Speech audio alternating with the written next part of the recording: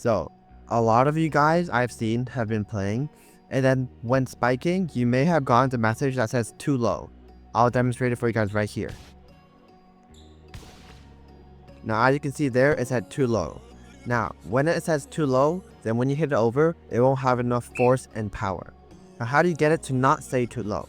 Well, there's a couple of factors that you could do to go and try to mitigate the chances of the too low text happening. Now, when you get the too low effect, it normally happens when you're serving or when you're spiking.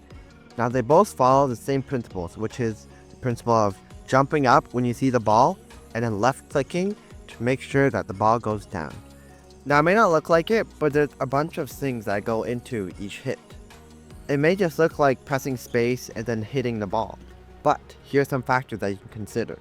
When you're jumping up, you want to go and hit the ball at the highest point. As you can see, when I jump up, my character goes up and down. And at the highest point, I click and then I spike it down. I don't want to go and spike it when I'm not at the highest point, or I reach the highest point, I'm falling back down and then I spike it. That would not be the most optimal path to do it.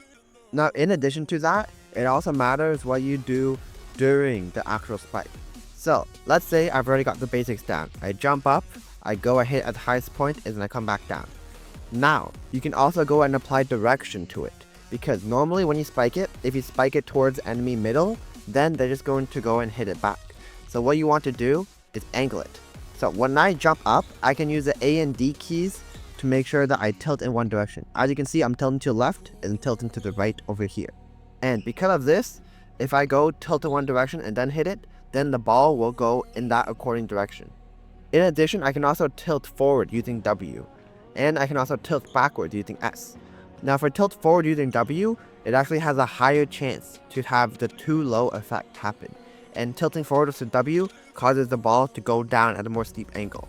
Meanwhile, tilting backwards with your S causes the ball to go more forwards with your hit.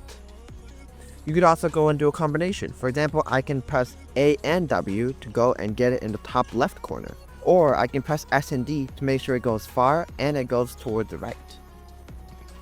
Now also, you want to see how you approach the ball, because normally when you jump up, you can change directions mid-air.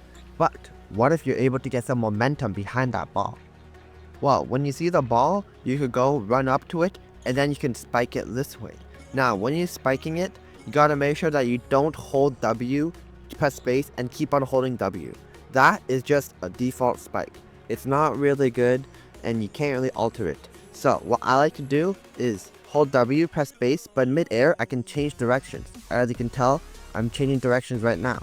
And then I can go and then hit it to whichever angle that I want.